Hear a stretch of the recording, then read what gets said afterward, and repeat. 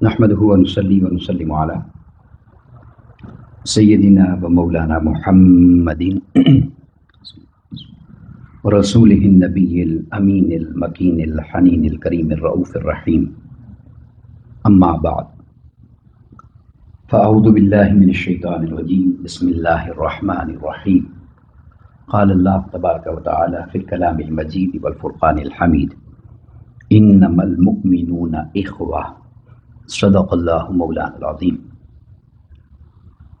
وقال الله تبارك وتعالى في شأن حبيبه مخبرا وآمرا: إن الله وملائكته يصلون على النبي يا أيها الذين آمنوا صلوا عليه وسلموا تسليما.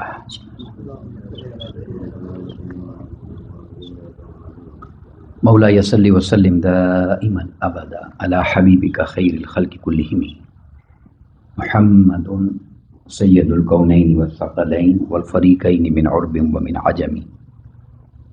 یا ربی بالمصطفیٰ بلغ مقاصدنا واغفر لنا ما مضى یا واسع الکرم. اللہ رب العزت خالق کائنات کی حمد و ثنا پیارے آقا کریم علیہ الصلوۃ والسلام کی بارگاہ میں عاجزانہ ہدیہ درود و سلام کے بعد تمام احباب سامعین کو السلام علیکم ورحمۃ اللہ وبرکاتہ. الحمدللہ تعالی اللہ رب العزت کے فضل اور اس کے احسان سے جمعۃ المبارکین بابرکت ساعتوں میں ہم سب شریک ہوئے ہیں. دعا ہے کہ اللہ رب العزت اس دن کی برکات کے صدقے سے ہمارے گناہوں کی معافی عطا فرمائے اور امت مسلمہ پر اپنی رحمتوں کا نزول فرمائے. اس امت کی تمام مرحومین کی بخشش فرمائے. تمام بیماروں کو اللہ رب العزت صحت کاملہ عطا فرمائے. آج کی اس مبارک نشست میں ہم جو سلسلہ وار گفتگو ہماری چلی آ رہی ہے اس میں سے اگلے حصے پر چند ایک باتیں عرض کرنا چاہ رہا ہوں. جو ہم نے حدیث پاک بیان کی تھی کہ مومن کے مومن پر 6 حقوق ہیں، اس حدیث پاک میں سے پھر ایک ایک حق پر ہم اب تفصیل سے بات کر رہے ہیں. آج جو ایک حصہ اس میں سے عرض کرنا چاہ رہا ہوں وہ کسی بیمار بندے کی عیادت کرنا.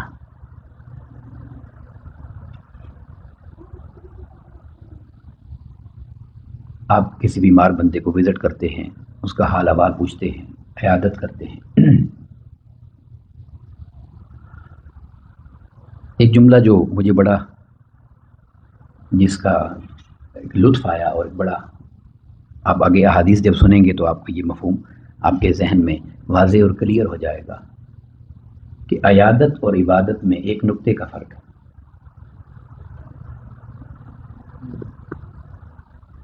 عیادت اور عبادت میں صرف ایک نقطے کا فرق ہے.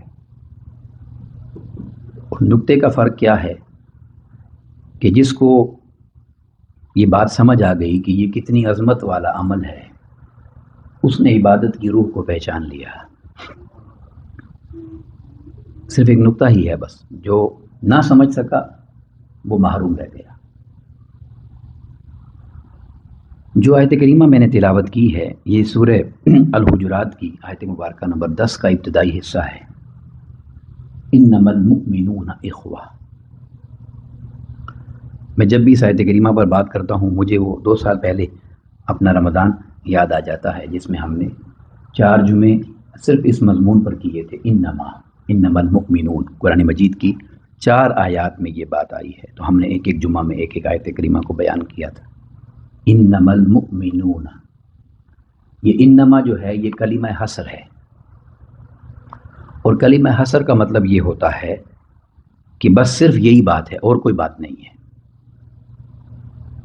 یہ اس انداز سے خاص کرتا ہے جیسے اللہ، جب کلمہ طیبہ پڑھتے ہیں لا الہ، 1 منٹ صرف یہاں رکیں تاکہ اس بات کو ہم سمجھیں. لا الہ، کوئی نہیں ہے جس کی عبادت ہو، معبود ہے ہی کوئی نہیں. کتنی بڑی نفی ہے. الا اللہ، جتنی بڑی نفی ہے اتنی بڑی آگے ہاں ہے کہ ہاں اللہ کے سوا کوئی نہیں ہے.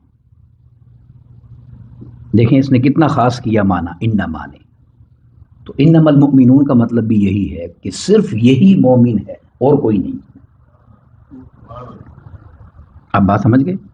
اب آگے کیا فرمایا؟ انما المؤمنون اخوہ، مومن صرف وہ ہے جو ہر مومن کو بھائی سمجھتا ہے۔ اب یہ بہت چھوٹا سا جملہ ہے، لیکن آج کل کے حالات میں، زمانے میں اگر اس کی تفصیل میں جایا جائے تو لاکھوں میں، کروڑوں میں شاید کوئی ایک اتنا کامل ایمان والا ہوگا، کیونکہ نفسہ نفسی اتنی ہے اور دنیا کی محبت اتنی غالب ہے کہ جو حقیقی بہن بھائی ہیں ان میں بھی وہ پیار نہیں ہے کہ جائے کہ ہر ایمان والے کے لیے وہ درد اور پیار ہو۔ یہ مثالیں صحابہ کرام رضوان اللہ علیہ مجمعین کی زندگی میں ملتی ہیں، یا اس کے بعد کے زمانے میں اولیاء اور کاملین، صوفیاء اور اتقیاء کی زندگی اور اطوار میں ملتی ہیں کہ وہ ہر مومن کو بھائی سمجھتے تھے۔ تو فرمایا انما المؤمنون اخوہ، a believer is one who consider every believer as a brother۔ جب تک آپ ہر مومن کو اپنا بھائی سمجھتے نہیں ہیں، صرف زبان سے کہنا نہیں، پریکٹیکلی سمجھتے نہیں ہیں، ایمان کامل نہیں ہوتا، مکمل نہیں ہوتا۔ اب اس میں تھوڑی وضاحت میں یہ عرض کرتا چلوں کہ یہ چونکہ مومن کی بات ہے، تو اس کے علاوہ اگر ہمارا عمل کمزور ہے یا ہم اس طرح اپنے بہن بھائیوں کا درد محسوس نہیں کرتے، امت کا درد، مومن کا درد محسوس نہیں کرتے، تو پھر کیا بنتی ہے صورت؟ پھر یہ بنتی ہے کہ وہ مسلم ہے، وہ مسلمان ہے، وہ مومن نہیں ہے۔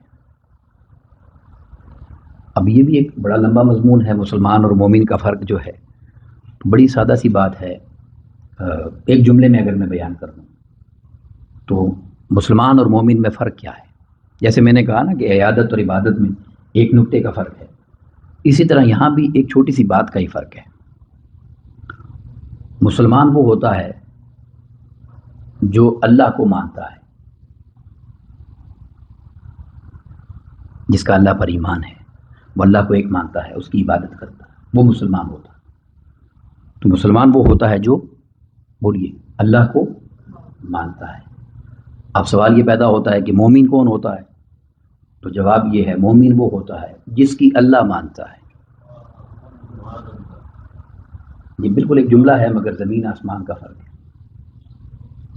وہ اللہ کے اتنے قریب ہوتا ہے کہ اس کی زبان سے جاری ہونے والا جملہ کبھی رائے گا نہیں جاتا، اس کے اشارے سے تقدیر بدل جاتی ہے، اس کی مرضی پر اللہ اپنی تقدیر کو بدل دیتا ہے، یہ اس کا مقام قرب ہوتا ہے۔ تو مسلمان وہ ہوتا ہے جو اللہ کو مانتا ہے، اور مومن وہ ہوتا ہے جس کی اللہ مانتا ہے۔ فرق ہے۔ تو اب جس نے صحیح معنی میں ایمان کو تسلیم کر لیا، مان لیا، اور زندگی ایمان کے بتائے ہوئے طریقوں کے مطابق بسر کر لی، اور ویسا ہو گیا جیسا اللہ چاہتا ہے، تو پھر اس کا حق ہے کہ اللہ بھی وہی چاہے جو اس کا بندہ چاہتا ہے۔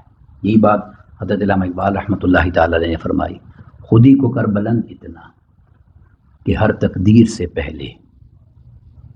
اب بلندی یہ کوئی ہوا میں اڑنے کا نام تو نہیں ہے کہ آپ ایروپلین میں بیٹھ جائیں، ہیلی کاپٹر میں بیٹھ جائیں یا اوپر اڑنے لگ جائیں، نہیں، خود ہی کو کر بلند اتنا، یعنی اللہ رب العزت کی اتباع اور تابعداری اور دین کے احکامات کو اتنے اچھے طریقے سے مان کہ تیرا رتبہ بلند ہوتا چلا جائے۔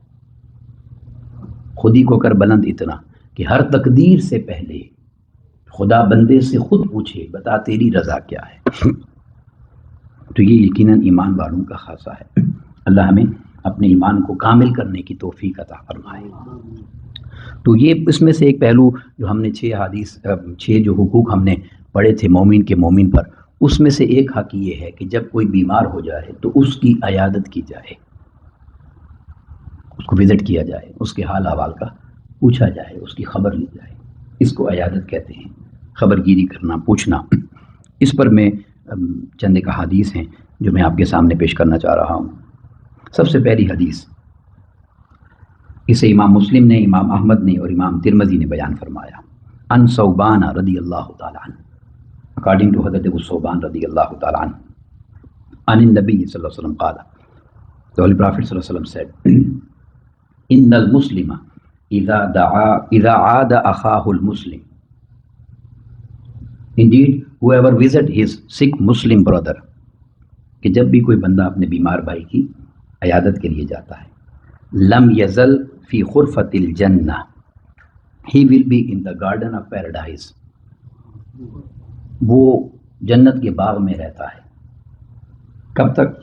فرمایا حتی یرجع، until he returns، جب تک وہ اپنے بھائی کی عیادت کر کے واپس نہیں آ جاتا، وہ مسلسل جنت کے باغ میں ہی رہتا ہے۔ اب یہ اتنا بڑا اجر ہے کہ جنت کا باغ، اگر ہم دنیا میں اس کی اہمیت کو سمجھنا چاہیں تو صرف مثال سے سمجھانے کے لیے عرض کر رہا ہوں کہ پوری روئے زمین پر آپ چلتے رہیں نا تو کہیں بھی آپ کو کوئی یہ نہیں کہے گا کہ آپ جنت میں چل رہے ہیں، سوائے ایک مقام کے جسے ریاض الجنہ کہتے ہیں۔ یہ وہاں کوئی ہے تو وہ یقیناً جنت میں ہے۔ تو ذرا آپ تصور کریں کہ کتنا بڑا اجر دیا ہے اور کتنا بڑا مقام بیان کیا ہے کہ جب تم اپنے کسی مسلمان بھائی کو وزٹ کرتے ہو، بیمار کی عیادت کے لیے جاتے ہو، اس کا حال پوچھنے کے لیے جاتے ہو، تو فرمایا لم یزل فی خرفۃ الجنہ حتی یرجع، he will be in the garden of paradise until he returns, جب تک وہ واپس نہیں آ جاتا وہ جنت کے باغ میں رہتا ہے۔ اب یہ حدیث پاک اس یعنی مضمون کی اہمیت کو سمجھنے کے لیے بڑی اہم ہے۔ پھر دوسری حدیث پاک، اس حدیث پاک کو بھی امام مسلم نے، امام احمد نے اور امام ترمذی نے بیان فرمایا، اور اس کو بھی حضرت ثوبان نے ہی روایت فرمایا، اکارڈنگ ٹو حضرت ثوبان رضی اللہ تعالیٰ عنہ۔ That Holy Prophet صلی اللہ علیہ وسلم said، آپ نے فرمایا قال من عاد مریضا، whoever visits a sick person، لم یزل فی خرفۃ الجنہ۔ حقل صلی اللہ علیہ وسلم نے فرمایا، the Holy Prophet صلی اللہ علیہ وسلم said کہ whoever visits a sick person will always be in a khurfa of jannah، فی الخرفۃ الجنہ۔ قیل یا رسول اللہ صلی اللہ علیہ وسلم وما خرفۃ الجنہ، the Holy Prophet صلی اللہ علیہ وسلم was asked what is the khurfa of jannah، the قال جناحا، the Holy Prophet صلی اللہ علیہ وسلم، نبی پاک صلی اللہ علیہ وسلم said the khurfa is of jannah is the garden of jannah، the garden of paradise، جنت کے باغات میں سے ایک باغ ہے جسے خرفۃ الجنہ کہا جاتا ہے۔ مطلب یہ ہے کہ جب کوئی شخص کسی بیمار کی عیادت کے لیے چلا جاتا ہے اور اس سے پوچھنے کے لیے جاتا ہے تو اسے اجر یہ دیا جاتا ہے کہ وہ اللہ رب العزت کے فضل، اس کے احسان اور اس کی شان سے جتنی دیر بھی اپنے بھائی کی طرف گیا ہے وہ اللہ رب العزت کے فضل سے جنت میں رہا ہے۔ اب یہ یہاں پر ایک بات ہے سمجھنے والی، جو میں نے پچھلے جمعۃ مبارک کو گفتگو مکمل کرتے ہوئے چند ایک جملے کہے تھے۔ یہ ایک ایسی چیز ہے کہ اگر میں اور آپ اس کو اچھی طرح سمجھ جائیں تو بہت ساری چیزیں ایسی ہیں کہ جو ہم اپنی زندگی میں تبدیلی لا سکتے ہیں، بدل سکتے ہیں۔ اس کے لیے سوچ کو بدلنا ضروری ہے، اس کے لیے تھنکنگ، سوچ کو، ترجیحات کو بدلنا ضروری ہے۔ ہم چونکہ اس بات کی اہمیت کو نہیں سمجھتے، میں نے یہ 2 حدیثیں پڑھ لی ہیں، بڑے سادہ سادہ جملہ لگتا ہے جنت کے باغ میں رہنا، مگر اس کو اگر سمجھنا چاہیں تو ایک سوال ہے جو میں اپنے سامنے، آپ کے سامنے رکھنا ہوں۔ میں اور آپ مسلمان ہیں، اللہ کا شکر ہے، اور مسلمان ہونے کے ناطے ہمارا ایمان اور یقین ہے کہ ہم نے مر جانا ہے۔ مر جانے کے بعد یعنی ظاہری طور پر تو ہمیں قبر میں اتار دیا جاتا ہے، مگر وہاں سے آگے پھر انسان کے 2 انجام ہیں، یا وہ جنت میں جاتا ہے یا وہ دوزخ میں جاتا ہے۔ اب سوال یہ ہے، میں اور آپ ہم میں سے ہر شخص کہاں جانا چاہتا ہے؟ اس میں تو کوئی شخص بھی دوسرا نام نہیں لے گا، ہر شخص یہ کہے گا جنت میں جانا چاہتا ہے۔ تو آقا علیہ السلام یہ مثال کیوں دے رہے ہیں کہ اگر تم بیمار کی عیادت کے لیے جاتے ہو تو تم جنت میں ہو؟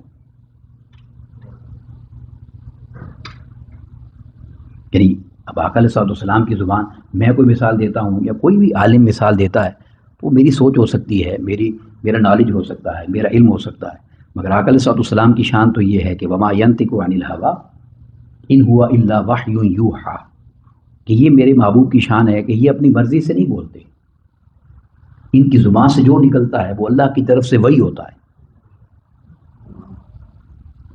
تو وحی سے مراد کیا ہے کہ جیسے قرآن مجید ہے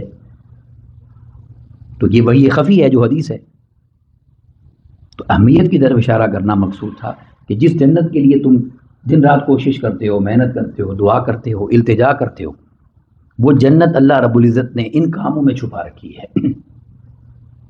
کہ جب تم کسی مریض کے پاس جاؤ اس کی عیادت کرو تو تم ایسے ہی ہو جیسے تم نے جنت کی سیر کر لی ہے اور جنت تک چلے گئے ہو۔ پھر اس کے بعد حدیث پاک ہے جس کو حضور مولا کائنات سیدنا علی مرتضیٰ علیہ السلام نے روایت فرمایا۔ اب اس کے الفاظ دیکھیے کتنے ایمان افروز ہیں۔ قال سمعت رسول اللہ صلی اللہ علیہ وسلم یقول من اتا اخاہ المسلم عائدا when a person goes to visit a sick person مشى في خرافة الجنة حتى يجلس it is blessed and a popular act as he is walking in the garden of paradise حتى يجلس even he sits down فإذا جلس غمرته الرحمة when he sits down mercy covers him فإن كان غدوة صلى عليه 70,000 ملك حتى يمسي وإن كان مساء صلى عليه 70,000 ملك حتى يصبح. Then the Holy Prophet ﷺ said, when he sit down, mercy covers him. If it is morning time, then till evening, and if it is evening time, then till the morning. 70,000 angels keep on praying for forgiveness and the person who is visiting his sick person and sick brother. 70,000 فرشتے اگر صبح کو جائیں تو شام تک، شام کو جائیں تو صبح تک اللہ کے حضور اس بندے کی بخشش اور مغفرت کی دعا کرتے رہتے ہیں اور اس کے لیے اللہ کے حضور سوال کرتے رہتے ہیں کہ یہ وہ بندہ ہے کہ جس کو اللہ رب العزت نے یہ توفیق دی ہے کہ اپنے مسلمان بھائی کی عیادت کے لیے آیا ہوا ہے۔ اب آپ اندازہ کریں کہ 70,000 فرشتے دنیا جہان میں جو بھی ہم عمل کرتے ہیں، کام کرتے ہیں، اس میں کسی عمل کے ساتھ اس طرح سے ضمانت نہیں دی گئی کہ تم یہ کام کرو تو 70,000 فرشتے تمہارے لیے دعائے مغفرت کریں گے یا بخشش کی دعا کریں گے۔ اور کسی مریض کی عیادت کرنا یہ یعنی اتنا بڑا عمل ہے اور اتنا محبوب عمل ہے کہ اس مریض کی طرف جانے کے آداب بیان کیے گئے۔ اس حدیث پاک کے الفاظ کو ذرا دیکھیے اور سمجھیے۔ اس حدیث پاک میں آقا علیہ السلام نے فرمایا اکارڈنگ ٹو حضرت انس بن مالک رضی اللہ تعالیٰ عنہ من تودع فاحسن الوضوء، یعنی ہم اس عمل کی اہمیت کو ہی نہیں سمجھ رہے، کسی بیمار کی طرف جانا کتنا بڑا عمل ہے۔ فرمایا whoever performs the wudu properly، اچھی طرح کوئی شخص اگر وضو کرتا ہے اور پھر وعاد اخاہ المسلم and then goes to visit his Muslim brother، پھر وہ کسی مسلمان بھائی کی عیادت کے لیے جاتا ہے محتسباً، کس ارادے سے؟ with the intention of reward، کہ میں نے وضو کر لیا ہے اب میں اپنے مسلمان بھائی کی عیادت کے لیے جا رہا ہوں، تو آقا علیہ السلام نے ارشاد فرمایا بعد من جہنم مسیرۃ 70 خریفا، so he will be removed from hell for the 70 years۔ اب وضو کر کے قرآن مجید کو پکڑنے کا حکم ہے نا کہ وضو کے بغیر نہ پکڑو، وضو کر کے نماز پڑھنے کا حکم ہے، بیمار کی عیادت کے لیے جانے کے لیے وضو کا بیان کیوں کیا؟ کیونکہ جب بغیر وضو کے آپ مصلی پہ کھڑے نہیں ہو سکتے تو بغیر وضو کے جنت میں کیوں جا رہے ہیں آپ؟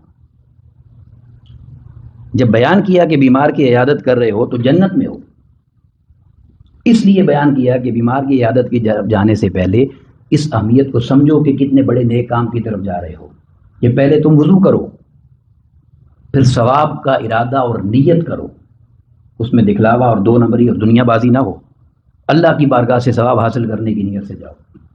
اور یہ سمجھ آ جاتا ہے جب کوئی امیر آدمی بیمار ہو تو ہر شخص پہنچ جاتا ہے، جب کوئی غریب بیمار ہو تو پوچھتا ہی کوئی نہیں ہے، یہ دنیا داری ہے۔ آقا علیہ السلام سے بڑھ کر کوئی امیر روئے زمین پر نہیں ہے، اور کوئی شخص ایسا نہیں تھا کہ جس کی عیادت کے لیے آقا علیہ السلام خود تشریف نہ لے گئے، حتیٰ کہ آپ غیر مسلموں کی عیادت کے لیے بھی تشریف لے جاتے تھے۔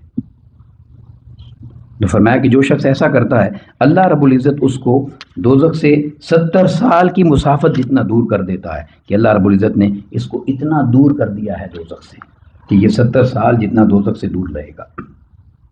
اور اب آخری حدیث پاک میں جلدی سے اس کو آپ کے سامنے پڑھ دیتا ہوں، بڑا ہی ایمان افروز اس کے اندر ایک جملہ ہے۔ یہ جو میں نے ساری بات ترتیب سے کہی نا کہ جنت میں جانا ہے، 70,000 فرشتے دعا کر رہے ہیں، وضو کر کے جانا ہے، اب ذرا اس حدیث پاک کو دیکھیے۔ According to Hazrat Abu Hurairah radiallahu ta'ala anhu, the Holy Prophet sallallahu alayhi wasallam said, surely on the day of judgment, Allah subhanahu wa ta'ala will say, O son of Adam, I was sick and you did not visit me. اللہ فرمائے گا میں بیمار تھا تم نے میری عیادت نہیں کی. The servant will say, O Allah, how could I visit you when you are the Lord of the worlds? میں تیری عیادت کیسے کروں, تو کائنات کا مالک اور خالق ہے. Then Allah subhanahu wa ta'ala will say, you do not know that a servant of mine was ill and you did not visit him. اب میں حدیث پاک کا جملہ یہاں پڑھ دیتا ہوں, ذرا یہ جملہ سنیے کیا ہے. اللہ رب العزت نے فرمایا, اما علمت انک لو عدتہ لوجدتنی عندہ.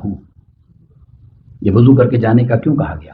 فرمایا اس لیے کہ you do not know that if you had visited him you would have found me with him.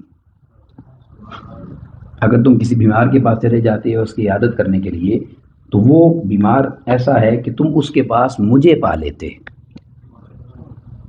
میں اس کے پاس ہوتا. اس سے بڑھ کر تو کسی کی کوئی حاجت نہیں ہو سکتی. اب یہ ایک تصوف کا اور روحانیت کا اور اعلیٰ ایمان والوں کا, چونکہ مومن کی میں نے بات کہی تو مجھے وہ شعر یاد آ گیا کہ میں اور آپ تو ایسے ہیں دنیا داری کی وجہ سے جنت کے پیچھے مارے مارے پھرتے ہیں, جنت مل جائے جنت مل جائے, اور اس کے راستے کو نہیں پکڑتے. مگر کئی ایسے ہوں گے وہ جنت میں جا کے بھی جنت کو نہیں دیکھیں گے, ان کی جنت کچھ اور ہوگی. ان سے جب اللہ پوچھے گا کہ تم جنت کو کیوں نہیں دیکھ رہے یا کیوں پریشان ہو, تو وہ کہیں گے ہم جنت کے لیے تو نہیں آئے تھے. بس وہ جملہ ہے جو میں آپ کو شعر میں عرض کرنا چاہتا ہوں. شاعر نے کہا, یہ جنت مبارک رہے زاہدوں کو, جنہوں نے جنت کے لیے عبادتیں کی وہ جنت کو پا لیں. یہ جنت مبارک رہے زاہدوں کو کہ میں تو بس آپ کا سامنا چاہتا ہوں, میں تو اللہ کا دیدار کرنے کے لیے آیا. یہ اعلیٰ ترین لوگ ہوں گے. تو اس نے فرمایا کہ اگر تم بیمار کو وزٹ کرتے ہو تو گویا ایسا ہے کہ تم نے اللہ کو پا لیا ہے. تو اللہ رب العزت ہمیں اپنے مسلمان بھائیوں کے ساتھ پیار و محبت کے ساتھ رہنے کی توفیق عطا کرے اور مسلمانوں کے حقوق ادا کرنے کا ذوق اور شوق عطا فرمائے اور اپنی رحمت سے ہم سب کو مالا مال فرمائے. وما علینا الا البلاغ المبین. السلام علیکم و رحمۃ اللہ وبرکاتہ.